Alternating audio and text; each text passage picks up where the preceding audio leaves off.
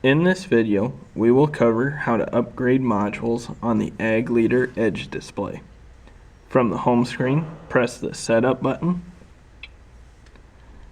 press Console, press Advanced, press Module Firmware,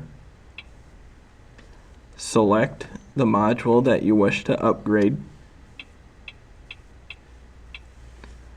press Upgrade, press the green check mark, and then press the green check mark again once the upgrade is finished. We have now covered how to upgrade modules on the Ag Leader Edge display. For more information on Ag Leader products, please refer to your local Ag Leader dealer, other tutorial videos on the Ag Leader YouTube channel, or the Ag Leader Knowledgebase at support.agleader.com.